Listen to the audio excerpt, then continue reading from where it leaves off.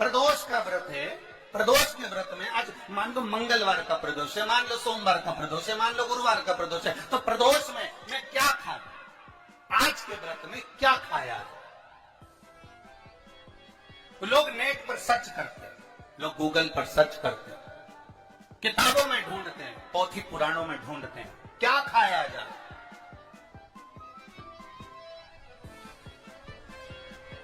हम क्या खाएं जिससे भगवान हमारे व्रत को स्वीकार करे और हमारे व्रत को स्वीकार करे और हमें दर्शन दे। हम क्या खाएं? हमारा तो केवल इतना सा निवेदन है, किसी भोले व्यक्ति का, किसी गरीब व्यक्ति का धन मत खाओ, लाट मत खाओ, उसका पैसा मत खाओ।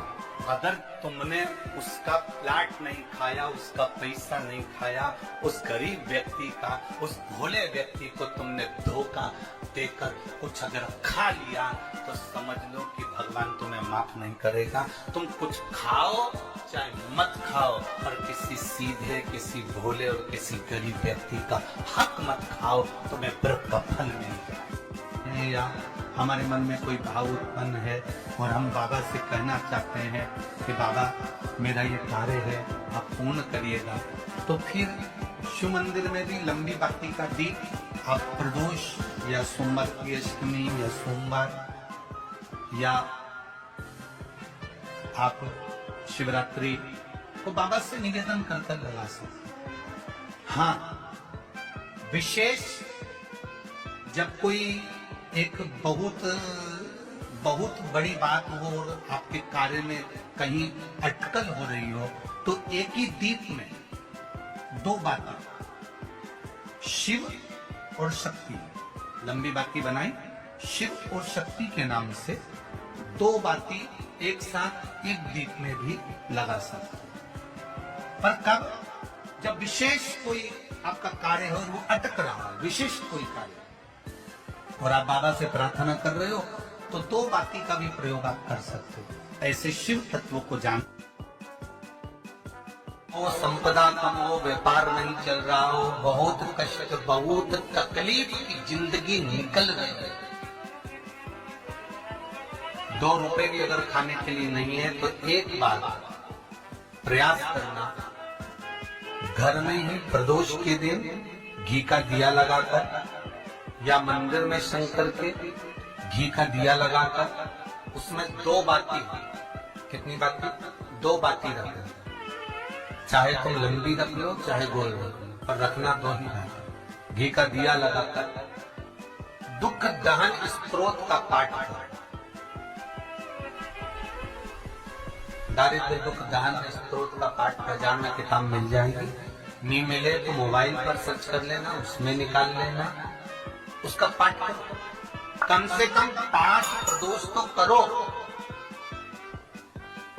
और बाबा विश्वास रखना शिव महापुराण पर, अगर पहली प्रदोष पर ही आपने अगर घी का दिया लगाकर, आसन लगाकर शंकर के सम्मुख में प्रदोष के दिन, प्रदोष काल में शिव की पूजन कर दारिद्र दुख दहन स्त्रोत का पाठ चालू कर दिया, तो विश्वास रखना कि 5 प्रदोष तक तो बाबा खुद करुणा कर देगा। आपको मुड़कर नहीं देखना पड़ेगा, नौकरी नहीं लग रही, सर्विस नहीं लग रही, परास्त तो हो चुके हैं, फॉर्म भर भर कर, दुनिया के हाथ जोड़ कर, एक बार महादेव के हाथ जोड़, एक बार उससे कह लो, बेटों की जॉब न लगे। कई माताएं कहती है बेटे की सर्विस लग जाए, गुरु जी बस इतनी कृपा कर। एक शमी पत्थर तुम्हारी उलझन को समाप्त कर दो। मेरी जीजियों, प्रदोष का इंतजार भी मत करा करो कि प्रदोष का दिन आएगा या प्रदोष का दिन आएगा तो हम गला पकड़ रहे हैं। प्रदोष का दिन आएगा तो हम भगवान शंकर को प्रदोष के समय में, शाम के समय पर हम बेलपत्र, शमी पत्र, चावल समर्पित करेंगे। आप तो प्रयास करा करें।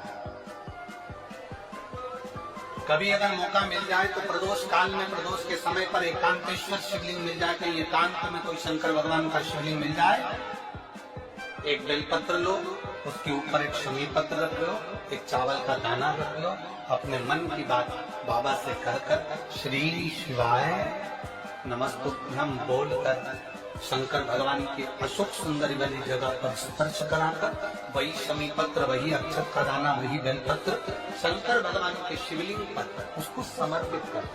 समर्पित करते समय ये जो डंडी का मुख है, ये जहाँ जलाधारी होती है, पानी बहता है, उस ओर डंडे का मुख होना चाहिए। जिधर पानी बहता है उधर से करो।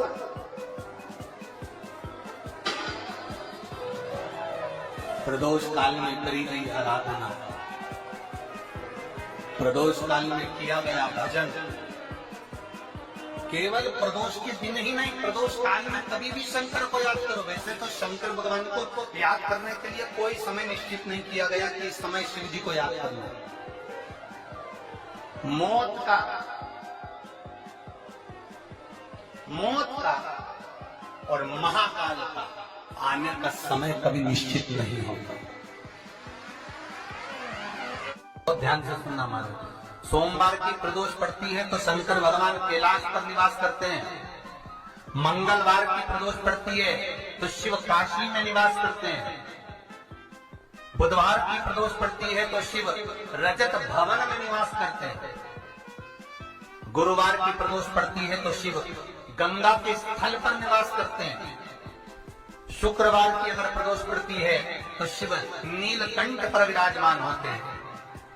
शनिवार की अगर प्रदोष पड़ती है तो शिव शमी के वृक्ष के नीचे रहते हैं। और रविवार की जब प्रदोष पड़ती है तो शिव बेलपत्र के पेड़ के नीचे निवास करते हैं। महाराज, ये एकादशी शंकर से कह रही है कि आपका स्थान ये नहीं कि आप कैलाश पर मिले, उस बार को, उस तिथि के लिए, उस अनुकूल।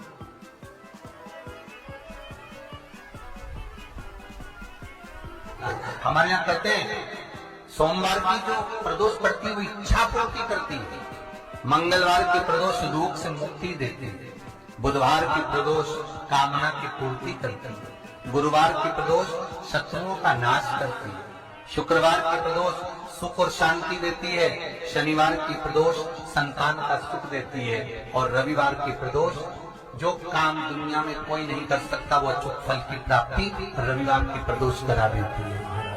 ऐसी प्रदोषों का नियम वर्णन किया चाहिए। भगवान का ठीक है, तू थोड़ी देर खड़ी है। एकादशी सम्मुख खड़ी हुई पार्वती जी ने जिस अंगुष्ठ का जल पीने के लिए लिया था हाथ में, बस पीने ही वाली थी, शंकर भगवान ने वही हाथ में जल लेकर एकादशी के हाथ में उसको देकर कहा, ले ये मेरे द्वारा मेरे मित्र एक व्रत है जिसे त्रयोदशी के दिन तूने मांगा है, मैं तुझे देता हूँ। आज इस व्रत का फल मैं तुझे प्रदान करता हूँ। अब तू जिस जीवात्मा को लेकर जाएगी उसका पाप किसी स्त्री, पुरुष, बालक, बुजुर्ग जो भी होगा जिसने प्रदोष का व्रत करा होगा, वो जीवात्मा को तू किसी फल की कामना से नहीं स्वतः ही लेकर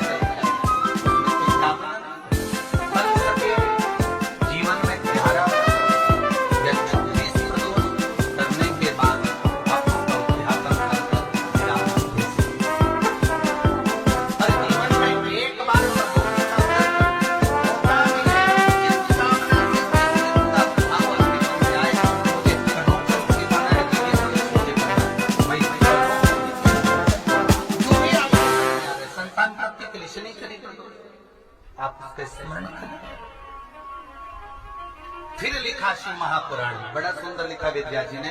मान लो आप प्रदोष का व्रत नहीं कर सकते, आप अगर व्रत नहीं कर सकते तो प्रदोष के दिन, प्रदोष काल में शाम का समय सूर्यास्त का कुछ पल, कुछ घड़ी के पहले से लेकर बाद तक का प्रदोष काल के अंतर्गत आप शंकर जी के मंदिर में जाकर 1 लोटा पानी 5 बेलपत्र भी अगर समर्पित करते हैं तो संपूर्ण प्रदोष का फल आपके भाग्य में शिव महापुराण में इसका तो उसमें भी नमक का सेवन मत करो। प्रदोष व्रत में नमक का सेवन वर्जित होता है। कारण क्या कारण होता है? उसका एक कारण माना गया, नमक की वर्जितता। जिस समय पर एक नगर में एक ब्राह्मणी रहती थी, बहुत भाव से सुनिएगा, प्रदोष व्रत, नमक को त्यागने का भाव।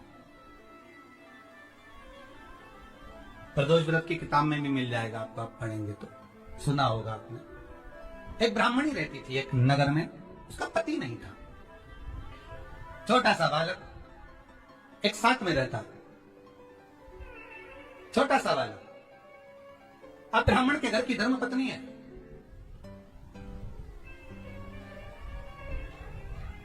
ब्राह्मण कर्मकांड करने वाला, पूजन करने वाला, पाठ करने वाला, अनुष्ठान करने वाला, पूजन करने वाला, मंत्र जाप करने वाला, भगवत भक्ति में डूबने वाला। ब्राह्मण तो चले गया, ब्राह्मणी बच्चे के साथ रह रही, क्या करे वो, अकेली निवास कर रही, अकेली रह रही, और ब्राह्मणी बच्चे के साथ भ्रमण करती रहती, घूमती।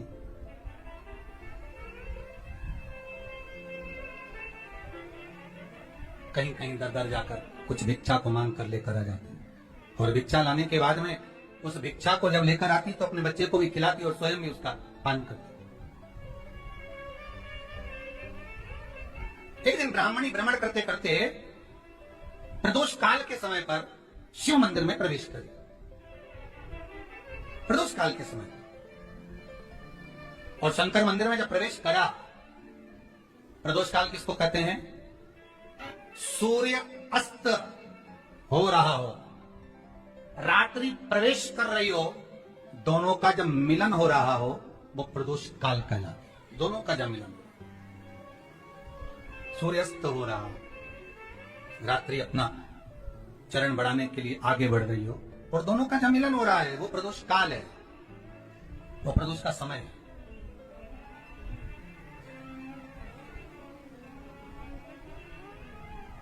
ब्राह्मणी मंदिर में प्रवेश कर रही, ब्राह्मणी मंदिर में प्रवेश करी, मंदिर के अंदर पहुंची।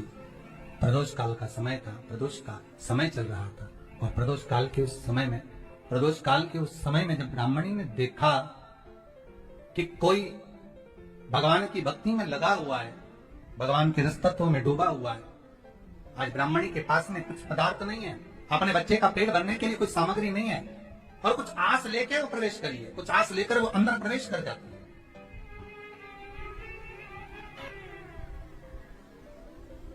कोई ऋषि की पत्नी, कोई ब्राह्मण जन की अर्धांगिनी उस प्रदोष के समय पर शंकर का अभिषेक पूजन कर रही थी, भगवान शिव की आराधना कर रही थी, भगवान की भक्ति में डूबी हुई थी। इस प्रदोष हो जाए तब उद्यापन करो। उद्यापन, दो ब्राह्मणों को जोड़े से बुलाओ, ब्राह्मणों को जोड़े से बुलाकर उनके चरणों की पूजन कर कर, आराधना कर कर, सुंदर मंडप तैयार कर कर भगवान का, उसमें सुंदर रंगोली डालकर, मंडल बनवाकर पूजन करो शंकर भगवान की प्रदोष का।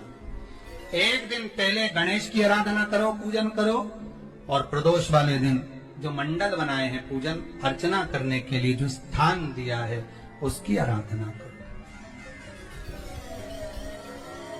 खीर की आहुतियां दीजिए 108 बार, जो ब्राह्मण आए उनके माध्यम से मंत्रों द्वारा पूजन कराकर खीर की आहुतियां दीजिए, शिव नाम महाराज। फिर ब्राह्मणों को जोड़े से भोजन कराकर, चरणों को नमन कर कर, दक्षिणा प्रदान कर कर, निवेदन कर कर ब्राह्मणों से कहें, हे ब्राह्मण देवता, आप हमें आशीर्वाद प्रदान करें कि जिस प्रदोष का हमने व्रत किया है, उस व्रत का पुण्य फल हमें प्राप्त हो। ऐसा ब्राह्मण चरण को नमन कर कर, प्रणाम कर कर उनसे अपने मस्तक पर अक्षत छुड़वाएं, फिर नमन कर कर, भोजन कराकर विदा करें, शाम को भगवान का जागरण करें। ऐसे प्रदोष व्रत का उद्यापन की कथा कहती है, अति सर्वस्व वर्जते। आपको अगर बेलपत्र खाना है, हफ्ते में 2 खाओ, हफ्ते में 3 खाओ। मुंह में अगर छार छार हो रहा है, छाले पड़ रहे हैं, तो बेलपत्र को, शिव जी की चढ़ी हुई बेलपत्र को सुखाकर चूरा बनाकर इतनी सी चुटकी भर खा लिए, पानी पी लिए। लीवर गड़बड़ हो गया है, डायलिसिस चल रहा है, किडनी गड़बड़ हो रही है, डॉक्टर बोल रहा है कि डायलिसिस करवाना पड़ेगा, तो बेलपत्री के पीछे की जो डांट होती है, जिसको आप लोग तोड़ के फेंक देते हो, वो बेलपत्री के पीछे की जो डांट है, ये ब्रह्मा विष्णु महेश, समझ में आ रहा है आप लोगों को? बीच में जो डंडी दिख रही है आपको, इसके बीच में बड़ी पत्ती और दो पत्ती के बीच में जो खाली जगह है, ये खाली जो डंडी है, इसमें 33 कोटि देवी देवताओं का स्थान होता है। किसका स्थान है? 33 कोटि देवी देवताओं का स्पर्श कर चढ़ाया जाता है। बेलपत्री के नीचे की जो डंडी होती है, ये दो पत्ती से लेकर नीचे का जो भाग होता है, ये स्कंद पुराण कहती है, इसमें 64 योगनियां और मेरी माता पार्वती का संपूर्ण जितनी शक्तियां हैं, वो सारी शक्तियां इस डंडी के अंदर विराजमान होती हैं। इस डंडी के पीछे गोखरू होता है, जिसको माताएं तोड़ देती हैं। वो जो टूटा हुआ गोखरू रहता है, उसमें भगवान शंकर के प्रत्येक गण का भाव है। इनका काम क्या है?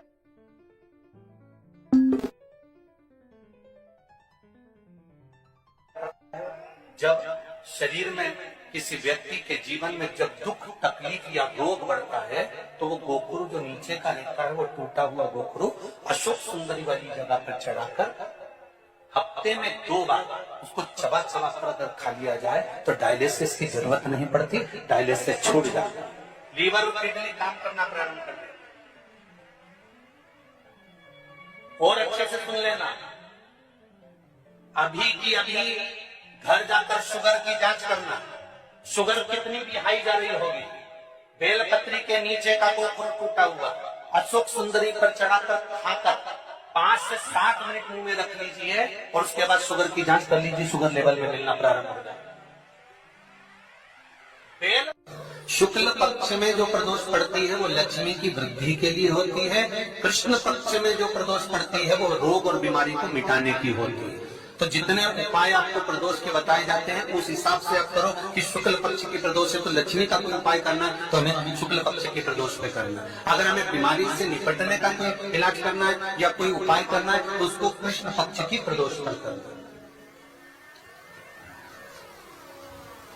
अब शुक्ल पक्ष की प्रदोष, उसकी प्रदोष का दिन था, बैठा हुआ था,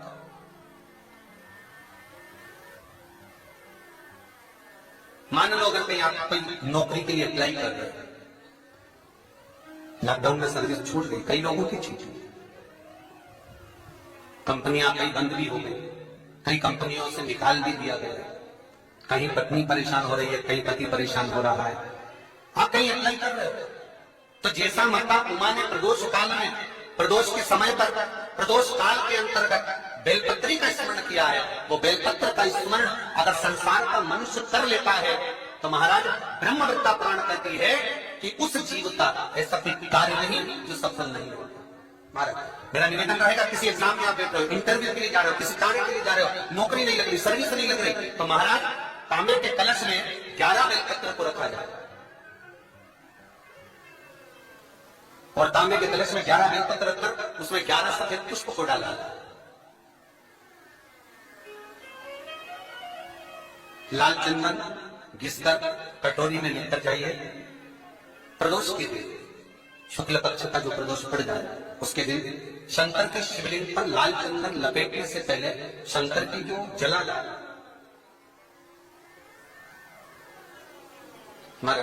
ये शिवलिंग है, ये शिवलिंग है, और ये पूरी गोल और ये चरण, ये जला डाला, ठीक है। आपको पहले भी कहा है, शंकर जी की पूरी जलाधारी में शंकर जी का संपूर्ण परिवार है। राइट जो चरण है, जहां से पानी नीचे गिरता है, वो गणेश जी का स्थान है। लेफ्ट कार्तिकेय जी का स्थान है। बीच में जो मोटी सी लाइन है वो अशोक सुंदरी का स्थान है, जहां पर शिवलिंग रखा हुआ है। ये माता जगतजननी जगदम्बा का हस्त कमल है। शंकर भगवान को मां अपने हस्त कमल पर रखी हुई है। ऊपर से जो बूंद बूंद पानी जलाधारी से नीचे गिर रहा है, ये शंकर भगवान की 5 लड़कियां हैं, जया, विषहरा, सामरीवारी, दोतली और देव। ये ऊपर से बूंद बूंद जल क्रीड़ा शंकर जी के साथ में करती है। शंकर भगवान का संपूर्ण परिवार जलाधारी में विराजमान है। शिव महापुराण कहती है, माता उमा का चरित्र कहता है, कोई एग्जाम में बैठ रहे हो, कोई कंपटीशन एग्जाम में बैठ रहे हो और चाहते हो कि मेरी नौकरी इसमें लगना ही चाहिए, तो लाल चंदन का लेपन आपको इस पूरी जलाधारी पर करना है। लाल चंदन का पूरी जलाधारी पर।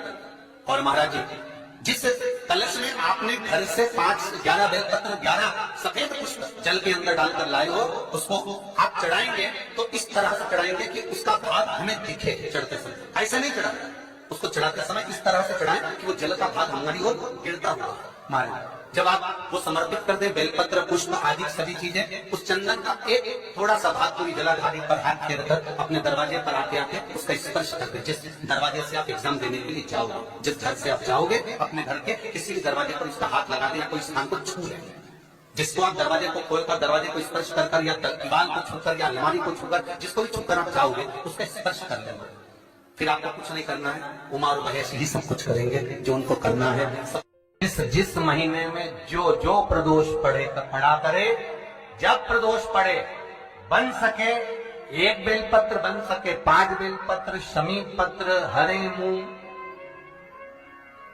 हरा मुंह बेलपत्र, एक कलश के अंदर थोड़ा सा पानी लेकर 1 बेलपत्र, हरा मुंह, शमी पत्र डालकर और उसमें थोड़ा सा गुड़ डालकर भगवान शिव का स्मरण कर कर प्रदोष काल में, मान लो कोई काम आपका बहुत जरूरी है, बहुत दिनों से आप थक गए हैं, नहीं हो रहा, कर्जा बढ़ रहा है, धन नहीं आ रहा, व्यापार नहीं चढ़ रहा, या कोई समस्या बहुत प्रबल है, कोई एग्जाम में बैठ रहे हो, नहीं हो रहा, परीक्षा भी दे दी है, रिजल्ट आने ही वाला है, तो भी प्रदोष काल में, प्रदोष के समय वो जल, मूंग, शमी पत्र और बेलपत्र और गुड़ का शंकर के शिवलिंग को समर्पित करना प्रारंभ कर दो।